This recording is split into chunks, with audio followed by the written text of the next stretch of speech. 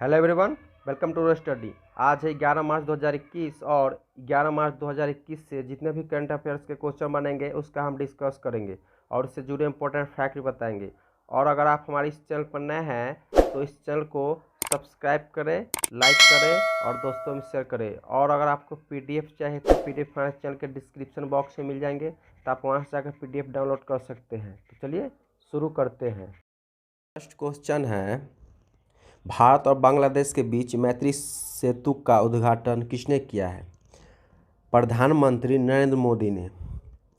प्रधानमंत्री श्री नरेंद्र मोदी ने एक वीडियो कॉन्फ्रेंसिंग के माध्यम से भारत और बांग्लादेश के बीच मैत्री सेतु पुल का उद्घाटन किए हैं ताकि दोनों देशों के बीच विशेष रूप से भारत के उत्तर पूर्वी क्षेत्र के साथ संपर्क को मजबूत किया जा सके।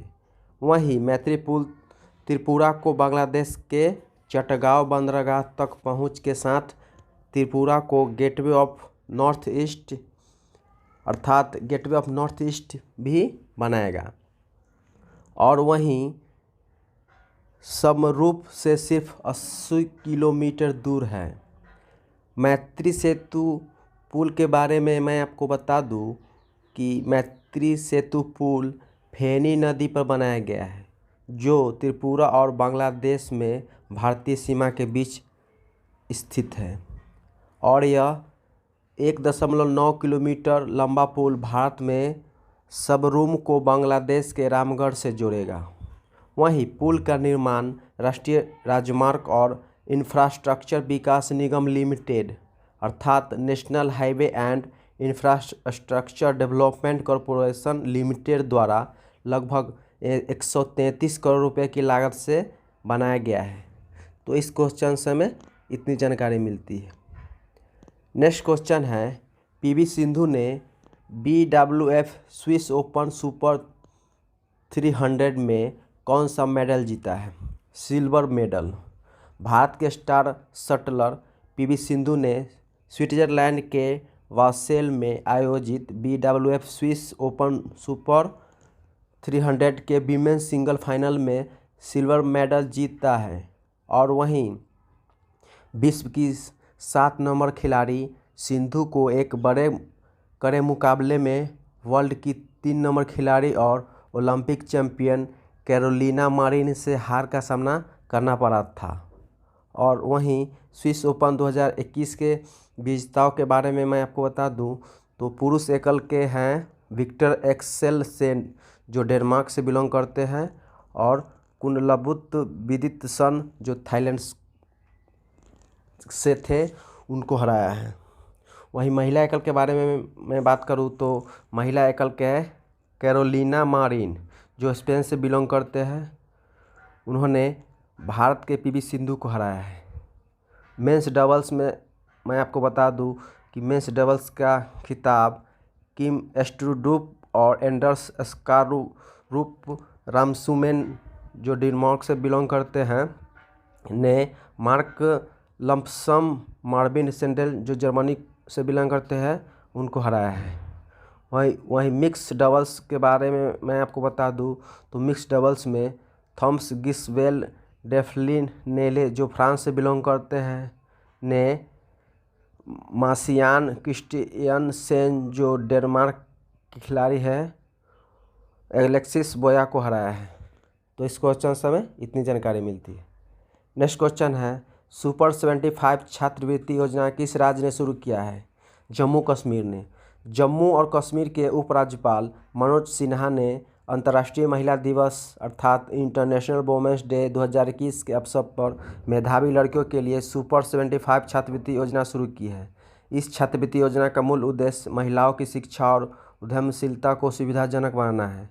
सुपर 75 छात्रवृत्ति योजना के बारे में मैं आपको बता दूं कि सुपर 75 छात्रवृत्ति योजना गरीब परिवार की मेधावी लड़कियों की शिक्षा का समर्थन करेगी ताकि वे चिकित्सा, इंजीनियरिंग, ITI, औद्योगिक प्रशिक्षण संस्थान और मानवता जैसी धारणाओं में उत्कृष्ट प्राप्त कर सके और राष्ट्र निर्माण में योगदान दे। इसके अलावा उपराज्यपाल मनोज सिन्हा ने तेजस्विनी नामक एक नई योजना की भी शुरुआत की है और यह योजना मिशन यूथ JNK अर्थात मिशन योजना जम्मू एंड कश्मीर के तहत शुरू किया गया है। तेजस्विनी योजना के तहत 18 से 35 वर्ष की आयु के बीच की लड़कियों को अपना व्यवसाय शुरू करने के लिए 5 लाख रुपए की वित्तीय सहायता प्रदान की जाएगी। तो इस क्वेश्चन से हमें इतनी जानकारी मिलती है। नेक्स्ट क्वेश्चन है, उत्तराखंड के मुख्यमंत्री कौन बने हैं? तो उत्तराखंड के मुख्यमंत्री तीरथ सिंह रावत बने हैं। पौड़ी गढ़वाल से भारतीय जनता पार्टी अर्थात बीजेपी के सांसद तीरथ सिंह रावत उत्तराखंड के अगले मुख्यमंत्री होंगे। इसकी घोषणा निर्गामी मुख्यमंत्री जिन्होंने हाल ही में अपने पद से इस्तीफा दे दिया था, त्रिवेंद्र सिंह रावत, जिन्होंने तीरथ सिंह रावत को उत्तराखंड के नए मुख्यमंत्री के रूप में शपथ दिलाई है। तीरथ सिंह रावत के बारे में मैं आपको बता दूं कि तीरथ सिंह रावत 2013 से 2015 में उत्तराखंड में पार्टी के प्रमुख थे और अतीत में राज्य से विधायक भी थे। उनका नाम केंद्रीय मंत्री रमेश पोखरियाल निशंक और उत्तराखंड के मंत्री धन सिंह रावत सहित प्रमुख उम्मीदवारों में से लिया गया था। यहाँ उत्तराखंड का बात आया है तो उत्तराखंड के बारे में मैं आपको बता दूं कि उत्तराखंड के राज्यपाल बेबी रानी मौर्य है और उत्तराखंड के हाल ही में मुख्यमंत्री बने हैं तीरथ सिंह रावत। तो इस क्वेश्चन से हमें इतनी जानकारी मिलती है। नेक्स्ट क्वेश्चन है, OECD के अंतरिम आर्थिक दृष्टिकोण से FY22 में भारत की GDP वृद्धि कितने प्रतिशत दर्शाई गई है? 12.6%। आर्थिक सहयोग और विकास संगठन अर्थात Organisation for Economic Cooperation and Development अर्थात OECD, इसके बारे में मैं आपको बता दूं कि अंतरिम आर्थिक दृष्टिकोण ने FY22 में भारत के सकल घरेलू उत्पाद GDP की वृद्धि दर 12.6% तक पहुंचाने का अनुमान लगाया है। वहीं दुनिया में सबसे तेज़ी से भारत की अर्थव्यवस्था बढ़ रही है। इसके बाद चीन में 7.8% की वृद्धि का अनुमान लगा है और भारत की GDP अगले वर्ष में 5.4% बढ़ने की उम्मीद है, जो कई बड़ी उभरती बाजार अर्थव्यवस्थाओं को तेज़ी से पलटाव के कारण हुआ है। यहाँ OECD का बात आया है तो OECD के बारे में मैं आपको बता दूं कि OECD का मुख्यालय पेरिस फ्रांस में स्थित है। OECD की स्थापना 30 दिसंबर 1961 को हुआ था और वहीं OECD के महासचिव जोइस एंजल गुड़िया है। तो इस क्वेश्चन से हमें इतनी जानकारी मिलती है। नेक्स्ट क्वेश्चन है, क्रिसिल FY22 में भारतीय अर्थव्यवस्थाओं की विकास दर कितने प्रतिशत होगी? 11%। रेटिंग फर्म क्रिसिल के अनुसार भारत के लोगों ने अब कोरोना वायरस महामारी के साथ जीना सीख लिया है। उसके लिए अब यह न्यू नॉर्मल बन गया है। इसके साथ ही देश ने कोविड-19 संक्रमण फैलने की रफ्तार पर काफ़ी हद तक काबू पा लिया है। वहीं वैक्सीनेशन अभियान की रफ्तार पकड़ने के साथ निवेश केंद्रित सरकारी खर्च बढ़ने से FY22 में भारत की GDP विकास दर 11% तक पहुंचने की उम्मीद है। वहीं छोटे व्यवसाय और शहरी गरीबों के लिए महामारी के साथ पूर्ण प्राप्ति आसान नहीं होगी। यहाँ क्रिसिल का बात आया है तो क्रिसिल के बारे में मैं आपको बता दूं कि क्रिसिल के CEO आशु सुयश है। क्रिसिल के मुख्य अर्थशास्त्री धर्मकीर्ति जोशी और क्रिसिल का मुख्यालय मुंबई में स्थित है। नेक्स्ट क्वेश्चन है, BBC की Indian sport women of the year किसे चुना गया है? कोनेरू हम्पी को। विश्व रैपिड चेस चैंपियनशिप में कोनेरू हम्पी ने BBC Indian sport women's of the year पुरस्कार जीता है। वर्चुअल पुरस्कार समारोह की मेजबानी BBC के महानिदेशक टिम डेवी ने किया था। वहीं लाइफ टाइम अचीवमेंट पुरस्कार प्रसिद्ध एथलीट अंजू बॉबी जॉर्ज ने प्राप्त किए हैं और English cricket star Ben Stoke ने 19 वर्षीय भारतीय शूटर मनु भाकर को emerging player of the year award से सम्मानित किया है। वहीं भाकर ने 2018 में ISFF विश्व कप में 2 स्वर्ण जीते। उसके बाद यूथ ओलंपिक में स्वर्ण और राष्ट्रमंडल खेलों में स्वर्ण के साथ बूट करने का भी रिकॉर्ड किए हैं। यहाँ BBC का बताया है, तो BBC के बारे में मैं आपको बता दूं कि BBC के महानिर्देशक टिम डेवी है। BBC का मुख्यालय लंदन यूनाइटेड किंगडम में स्थित है। वहीं BBC की स्थापना 1922 में हुआ था। तो इस क्वेश्चन से हमें इतनी जानकारी मिलती है। नेक्स्ट क्वेश्चन है, साइलेंट किलर INS करंज किस देश के नौसेना में शामिल हुआ है? भारत के नौसेना में। मैं आपको बता दूं कि भारतीय नौसेना को अपनी तीसरी स्कॉर्पिन पनडुब्बी मिली है, जिसे मुंबई में प्रोजेक्ट P-75 के INS करंज के रूप में कमीशन किया गया है। करंज की डिलीवरी के साथ भारत ने एक पनडुब्बी निर्माण राष्ट्र के रूप में अपनी स्थिति को और मजबूत कर लिया है। मझगांव डॉक लिमिटेड भारतीय नौसेना की आवश्यकताओं और आकांक्षाओं को पूरा करने की योग्यता और क्षमता वाले भारत के अग्रणी शिपयार्ड में से एक है। करंज से पहले INS कलवरी और INS खंडेरी को क्रमशः 2017 और 2019 में भारतीय नौसेना में शामिल किया गया था। यहाँ करंज कब आता है, तो करंज के बारे में मैं आपको बता दूं कि इसकी प्रमुख विशेषता है, करंज को 60 मीटर की लंबाई वाली छोटी पनडुब्बी के रूप में देखा जा सकता है। यह दुनिया के सर्वश्रेष्ठ सेंसर से लैस है। वहीं हथियार पैकेज में बड़े दुश्मन बेड़े को बेअसर करने के लिए पर्याप्त तार निर्देशित टॉर्पीडो और उपसतह से सतह मिसाइल शामिल है।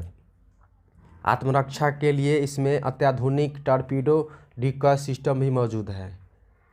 यहाँ नेवी का बताया है, तो नेवी के बारे में मैं आपको बता दूं कि नेवी के स्टाफ के प्रमुख है एडमिरल करमबीर सिंह और भारतीय नेवी की स्थापना 26 जनवरी 1950 को हुआ था। तो इस क्वेश्चन से हमें इतनी जानकारी मिलती है। नेक्स्ट क्वेश्चन है, किस राज्य सरकार ने 69,000 करोड़ रुपए का देशभक्ति बजट पेश किया है?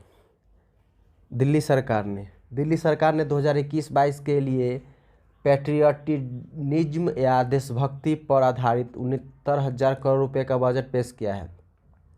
बजट दिल्ली के उप मुख्यमंत्री मनीष सिसोदिया द्वारा प्रस्तुत किया गया है। इस बजट को पेश करते हुए उन्होंने घोषणा भी की है कि सरकार ने भारत के 75वें स्वतंत्रता दिवस को मनाने का निर्णय लिया है और दिल्ली सरकार 12 मार्च 2021 से कार्यक्रम आयोजित करेगी जो 75 सप्ताह तक चलेगी। देशभक्ति बजट के तहत दिल्ली में 500 स्थानों पर ऊंचे राष्ट्रीय ध्वज फहराने के लिए सरकार ने 45 करोड़ रुपए आवंटित करने का प्रस्ताव भी रखा है। आम आदमी निःशुल्क कोविड-19 वैक्सीन योजना के तहत 50 करोड़ रुपए का परिव्यय भी बनाया है। इसने अपने अस्पतालों में चल रहे टीकाकरण अभियान के आने वाले चरणों में सभी के लिए मुफ्त कोविड-19 टीकाकरण की घोषणा भी किया है। वहीं बजट देशभक्ति समारोह के दौरान भगत सिंह के जीवन पर होने वाले कार्यक्रम के लिए सरकार 10 करोड़ रुपए की भी आवंटित करेगी और वित्तीय वर्ष 2020-21 के लिए प्रस्तुत बजट की तुलना में इस वर्ष का बजट 6.1% से अधिक है। यहाँ दिल्ली का आता है, तो दिल्ली के बारे में मैं आपको बता दूं कि दिल्ली के मुख्यमंत्री अरविंद केजरीवाल है और दिल्ली के राज्यपाल अनिल बैजल हैं और उप मुख्यमंत्री मनीष सिसोदिया है। नेक्स्ट क्वेश्चन है, ICC player of the month किस खिलाड़ी को चुना गया है? रविचंद्रन अश्विन को। भारत के स्पिनर रविचंद्रन अश्विन को अंतर्राष्ट्रीय क्रिकेट परिषद अर्थात ICC ने फरवरी के लिए ICC player of the month award से सम्मानित किया है। अश्विन ने इंग्लैंड के कप्तान जो रूट और वेस्टइंडीज़ के काइल मेयर को हराकर यह पुरस्कार जीता है। फरवरी में अपनी 4 मैचों की टेस्ट श्रृंखला में इंग्लैंड पर 2-1 की बढ़त बनाकर और अंततः मार्च में श्रृंखला 3-1 से भारत की जीत में अश्विन ने बैट बॉल के साथ एक महत्वपूर्ण भूमिका भी निभाया है। वह 32 स्कॉल्पल्स के साथ श्रृंखला में सबसे अधिक विकेट लेने वाले गेंदबाज थे और उन्हें चेन्नई में दूसरे टेस्ट में शतक भी लगा था।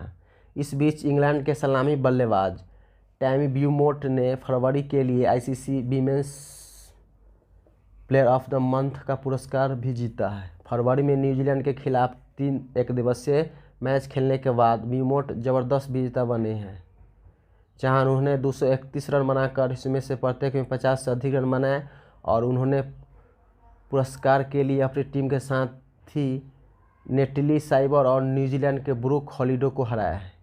यहाँ आईसीसी का बात आया है तो आईसीसी के बारे में मैं आपको बता दूं कि आईसीसी के अध्यक्ष ग्रेग बार्कले हैं, आईसीसी के सीईओ मनु साहनी और आईसीसी का मुख्यालय अरब अमीरात में स्थित है। Thanks for watching.